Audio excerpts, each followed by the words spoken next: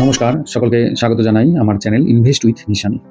আজকে একটি আইপিওর নিয়ে আলোচনা করব, যেটি 26 থেকে 29 তারিখের মধ্যে অ্যাপ্লিকেশন উইন্ডোটি খোলা থাকবে এবং যার অ্যাপ্লিকেশন পর্ব ওই ডেটের মধ্যে চলবে।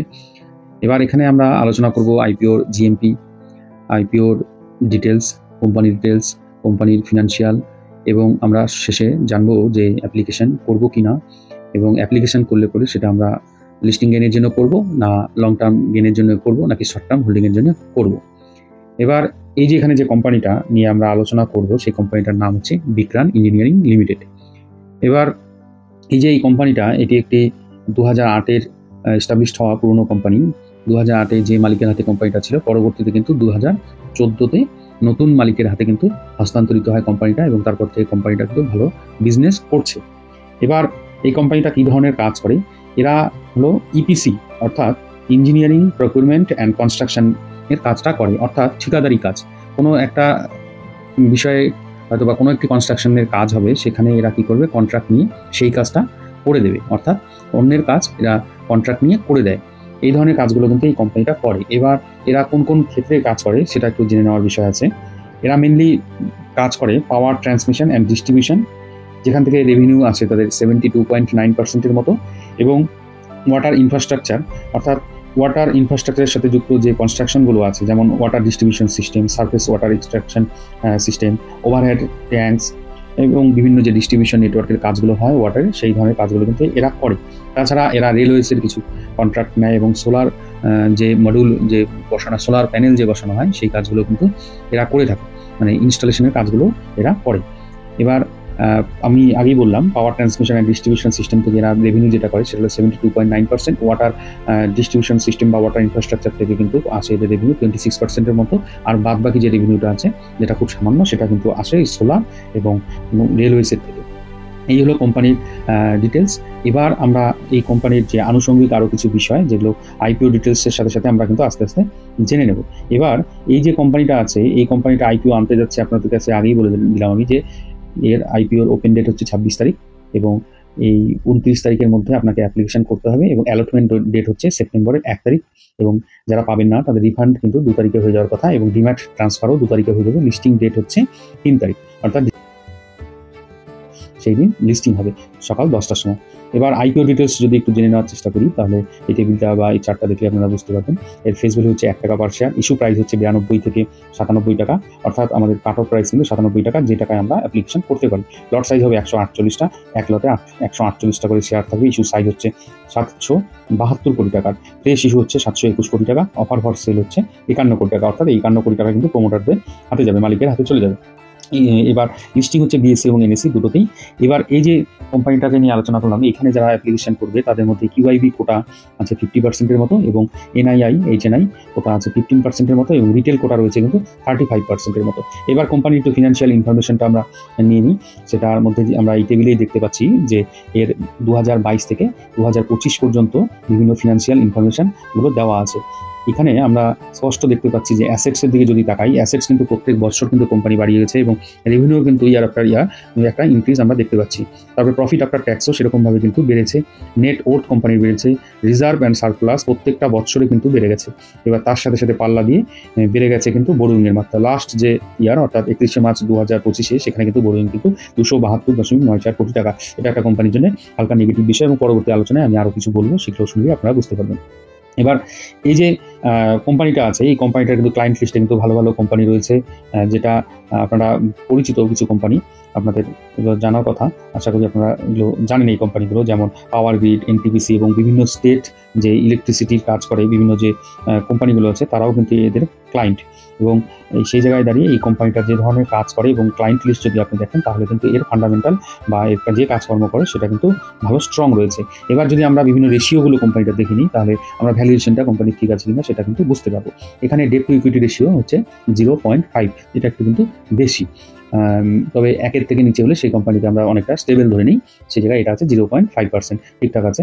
আরওই আছে 16.63%, আরওসিই আছে 23.34%, এবং পি রেশিও যেটা আছে সেটা কিন্তু 22.88%, এবং পিবি রেশিও যেটা আছে 3.8। এদের যে আরেকটা জিনিস দেখার, যে এই কোম্পানির কিন্তু মার্কেট ক্যাপ হয়ে দাঁড়াচ্ছে কিন্তু 2,202 কোটি টাকা। এবার সেই জায়গা থেকে দেখতে গেলে কিন্তু অনেক ছোট কোম্পানি। এর সাথে তুলনা যদি করতে হয়, মার্কেটে কিন্তু প্রচুর বড় বড় কোম্পানি কিন্তু অলরেডি মার্কেটে রয়েছে। আমরা দু একটা নাম আমরা একটু পরে জেনে নেব। এরপর এই কোম্পানির যে বিষয়বস্তু আমরা দেখলাম, বা ফান্ডামেন্টাল যেটুকু বা রেশিওস বা ফিনান্সিয়াল যেটুকু দেখলাম, সেখান থেকে কোম্পানির ভ্যালুয়েশন অনুসারে ঠিকঠাক মনে হচ্ছে। যেখানে আমরা একটু আগেই বললাম পিই রয়েছে কিন্তু খারাপ নয়, 22.88%। এবার নেগেটিভ কিছু বিষয় আছে, সেটা হচ্ছে প্রথম কথা, কোম্পানির যদি অন্যান্য কোম্পানির সাথে তুলনা করি তাহলে এর কিন্তু ইপিএস খুবই কম। এখানে যে চার্টটা আপনারা আশা করি দেখতে পাচ্ছেন, এখানে ইপিএস যদি দেখতে পাচ্ছি যে 4.35, এবং আপনারা অন্য কোম্পানিগুলোর ইপিএস দেখুন অনেকটা বেশি। এবং এখানে এর যে পিয়ার যে কম্পিটিটরগুলো আছে মার্কেটে এস্টাবলিশ, তারা কিন্তু ভালো পজিশনে রয়েছে। সেই কোম্পানিগুলো কিন্তু আপনারা জানেন, যেমন S International Limited, Transrail Lighting Limited, তাছাড়া Kalpataru Projects International Limited, Techno Electric and Engineering Company Limited. এবার এই কোম্পানিগুলো মেনলি অর্ডার পাওয়ার উপর ডিপেন্ড করে, এবং ভবিষ্যতে যদি এই কোম্পানি অর্ডার পায় তাহলে কিন্তু আরও হয়তো এদের আর্নিংস বাড়বে, প্রফিটেবিলিটি বাড়বে এবং রেভিনিউ ভালো আসবে। এখন গভর্নমেন্টের কিন্তু ফোকাস রয়েছে কিন্তু বিভিন্ন যে পাওয়ার ডিস্ট্রিবিউশন সেন্টার, যেমন ডাটা সেন্টারে প্রচুর পাওয়ার কনজিউম হয়, সেই জায়গায় কিন্তু গভর্নমেন্টের একটা ফোকাস রয়েছে। তাছাড়াও কিন্তু জলজীবন মিশনের আন্ডারে কিন্তু ওয়াটার রিলেটেড যে কাজগুলো, সেগুলোর উপরেও কিন্তু গভর্নমেন্টের ফোকাস রয়েছে। সেই জায়গায় দাঁড়িয়ে ছোটো বড়ো সব কোম্পানিগুলোই কিন্তু অর্ডার পেয়ে থাকে। সেই রকম যদি ভবিষ্যতে অর্ডার পায় তাহলে এই কোম্পানিও একটা ভালো জায়গায় যেতে পারে এবং সম্ভাবনা কিন্তু আছে। এবার এর অর্ডার বুকও কিন্তু প্রায় 2,000 কোটি টাকার উপরে কিন্তু অর্ডার বুক রয়েছে। এবার যে মেন বিষয়ে আসি, যে আমরা আইপিওতে অ্যাপ্লিকেশন করব কি না। এবার যখন কোনো কোম্পানির আইপিও নতুন আসছে মার্কেটে, তখন কিন্তু আমরা বিশেষ কিছু কিছু জিনিসের দিকে নজর দিই। সেটা প্রথম যে বিষয়টার দিকে নজর দিই আমরা অ্যাপ্লিকেশন করার আগে, সেটা হচ্ছে জিএমপি। বর্তমানে আজকের দিনে আমি যা ভিডিও করছি, সেই ভিডিওতে করার সময় আমি দেখতে পাচ্ছি যে এর কিন্তু জিএমপি রয়েছে 18%-এর মতো। এই জিএমপিটা যদিও কোনো অফিসিয়াল ব্যাপার নয়, তবুও এখান থেকে একটা কিন্তু সিদ্ধান্ত নিতে হেল্প কিন্তু পাওয়া যায়। সেই জায়গায় দাঁড়িয়ে এর জিএমপি আগামীতে মার্কেট সেন্টিমেন্টের উপর ডিপেন্ড করে কিন্তু ওঠানামা করবে। কারণ কি, বর্তমানে মার্কেটে আমরা কয়েকদিন দেখলাম, পরপর 6 দিন একটা নিফটিতে মুভ দেখলেও পরবর্তীতে কিন্তু আবার গত ট্রেডিং সেশনে কিন্তু ভালো রকমের একটা কারেকশন আমরা দেখলাম, নিফটিতে ফল দেখলাম। এখানে একটা সেন্টিমেন্ট একটু নেগেটিভিটির দিকে যায়। সেই জায়গায় দাঁড়িয়ে আগামীতে যেদিন লিস্টিং হবে তার আগে মার্কেটের সেন্টিমেন্ট এবং সেই দিন কী সেন্টিমেন্ট থাকে তার উপরে কিন্তু লিস্টিং ডেটটা ডিপেন্ড করে। এবং ইন দ্য মিন টাইম এই কয়েকদিনের মধ্যে মার্কেট কী সিচুয়েশনে থাকে তার উপরে কিন্তু জিএমপিটা দেখবেন ওঠানামা করবে। এবার এটা কোনো সময়ই অফিসিয়াল না, তবে অ্যাপ্লিকেশন করার আগে আমরা জিএমপিটাকে মাথায় রাখি, দেখি। যদি কোনো কোম্পানি জিএমপি 20%-এর উপরে হয়, তখন কিন্তু আমরা সেই কোম্পানিটাতে অ্যাপ্লিকেশন করতে পারি। এটা যার যার একটা স্ট্র্যাটেজির ব্যাপার। আমার ক্ষেত্রে আমি কিন্তু যদি 20%-এর উপরে দেখি, আমি সাধারণত অ্যাপ্লিকেশন করি, সেটা লট কমিয়ে বাড়িয়ে করি। আবার ভ্যালুয়েশনের দেখার ব্যাপার আছে। প্রথম বিষয় আমি বললাম জিএমপি দেখতে হবে, দ্বিতীয় বিষয় দেখতে হবে আমাদের কিন্তু ভ্যালুয়েশন অনুসারে একবার কথা বললাম যে কোম্পানি মোটামুটি ঠিক জায়গায় আছে, একটা ব্যালেন্সড জায়গায় রয়েছে। অন্যান্য যে কোম্পানিগুলো আছে তার থেকে এর ভ্যালুয়েশন বা পিবি রেশিও যদি দেখি, মোটামুটি একটা কিন্তু ঠিক জায়গায় আছে। আমি সেই জায়গাতে বলবো এটা একটা ব্যালেন্সড কোম্পানি। শুধুমাত্র আমরা দেখলাম ওখানে ইপিএস একটা সমস্যা রয়েছে। এবার যদি এরা ইপিএস আগামীতে বাড়াতে পারে, তখন কিন্তু এই পিই আরও কমে যাবে এবং অর্ডার যদি এরা পায় তাহলে আবার হয়তো এগুলো চেঞ্জেস হবে। এবার যেহেতু আমি আইপিও অ্যাপ্লিকেশন করবো, আমাদের অত পরে কী হবে সেটা ভেবে নেই, আমরা ভ্যালুয়েশন অনুসারে মোটামুটি ঠিকঠাক দেখছি অ্যাপ্লিকেশন করার মতো। এবার অ্যাঙ্কার লিস্টের যে ব্যাপারটা থাকে সেটাও কিন্তু আমাদের দেখতে হয়। এটা হলো তৃতীয় বিষয় যেটাকে দেখতে হবে, যে অ্যাঙ্কার লিস্টের মধ্যে কারা কারা আছে। এবার সেই জায়গায় এখনও অ্যাঙ্কার লিস্ট কিন্তু আমাদের হাতে এসে পৌঁছায়নি। অ্যাঙ্কার লিস্ট যদি আসে, যদি আমার সময় সুযোগ হয়, আমি আপনাদের সামনে তুলে ধরার চেষ্টা করব। এবার আরেকটি জিনিস দেখতে হবে, সেটা হচ্ছে লাস্ট যেটা আমি বলছি, সেটা হলো সাবস্ক্রিপশন রেট। এই সাবস্ক্রিপশন রেটটা কেমন থাকে, অর্থাৎ যারা রিটেলার হোক বা কিউআইবি হোক বা এনআইআই বা এইচএনআই যাদেরকে আমরা দেখি যে আইপিওতে অ্যাপ্লিকেশন করতে, তাদের সেন্টিমেন্টটা কেমন থাকে সেটা কিন্তু আমরা একটু দেখে নেওয়ার চেষ্টা করব। এবার সেটা আজকে আমরা তো জানতে পারবো না, যখন অ্যাপ্লিকেশন চালু হবে প্রথম 2-1 দিনের মধ্যে আমরা কিন্তু জেনে যাবো সাবস্ক্রিপশন রেট কী আছে বা সেন্টিমেন্ট অ্যাপ্লিকেন্টদের মধ্যে কীরকম রয়েছে। সেটা দেখেও আমাদের কিন্তু একটা ডিসিশন নেওয়ার ব্যাপার থাকে। সুতরাং আমি কিন্তু 4টি কথা বললাম, এক হলো জিএমপি, দ্বিতীয় হচ্ছে ভ্যালুয়েশন, তৃতীয় হচ্ছে অ্যাঙ্কার লিস্ট, চতুর্থ হচ্ছে সাবস্ক্রিপশন। এগুলো দেখে আমরা সিদ্ধান্ত নেব যে কোম্পানিটাতে আমরা অ্যাপ্লিকেশন করব কি করব না। এবার যার যার চিন্তাভাবনা তার কাছে, আপনারা আপনাদের মতো করে অ্যানালিসিস করবেন। আমি এখানে আশা করি কোম্পানি ডিটেলস, আইপিও ডিটেলস, বিভিন্ন টাইম লাইন এবং ভ্যালুয়েশন অনুসারে কীরকম আছে, এদের অর্ডার বুক কীরকম আছে, মার্কেট ক্যাপ কী দাঁড়াবে এবং পিয়ার কম্পারিজনও কিন্তু আমি এই ছোট্ট ভিডিওর মধ্যে করার চেষ্টা করেছি। সেটা কিন্তু আপনাদের সামনে আমি স্ক্রিনে এবং আমি কিছু ওয়ার্ডের মাধ্যমে আপনাদেরকে বোঝানোর চেষ্টা করলাম। এবার আপনাদের ডিসিশন আপনারা নেবেন যে অ্যাপ্লিকেশন করবেন কি করবেন না। তবে কোম্পানি ভালো সেক্টরে কাজ করে, গভর্নমেন্টের ফোকাস রয়েছে এইসব কোম্পানিতে।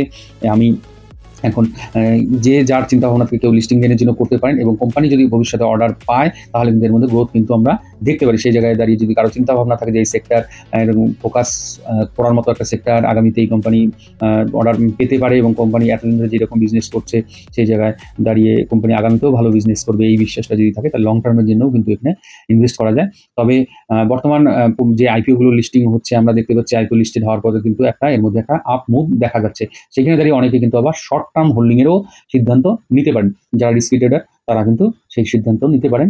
এবার যে যার মতো করে যে যার স্ট্র্যাটেজি অনুসারে সিদ্ধান্তটা নেবেন। টাকা আপনার, সিদ্ধান্ত আপনার, লাভ লস আপনার। এখানে কোনো ধরনের কিন্তু আমি রেকমেন্ডেশন বা আমি আপনাদেরকে কোনো ডিসিশন কিন্তু দিতে পারছি না। তো ভিডিওটি দেখে যদি আপনারা বিন্দুমাত্র উপকৃত হন তাহলে ভিডিওটি লাইক করবেন, কমেন্ট করবেন, শেয়ার করবেন, এবং যারা নতুন দেখছেন আমার চ্যানেলটিকে একটু সাবস্ক্রাইব করে বেল আইকনটি প্রেস করে রাখবেন। আমি ভিডিও দেওয়ার সঙ্গে সঙ্গে আপনাদের কাছে নোটিফিকেশন চলে যাবে। আপনাদের সাবস্ক্রিপশন, লাইক, কমেন্ট, শেয়ার আমাকে অনেক উৎসাহ প্রদান করে নিত্য নতুন বিভিন্ন রকমের বিষয়ের উপর, স্টক মার্কেটের সাথে রিলেটেড যেগুলো নতুন নতুন ভিডিও আনার জন্য কিন্তু আমি সবসময় উৎসাহী হই যখন আপনাদের এই যে লাইক, কমেন্ট, শেয়ার এবং সাবস্ক্রিপশনগুলো দেখতে পান। ধন্যবাদ, ভালো থাকবেন।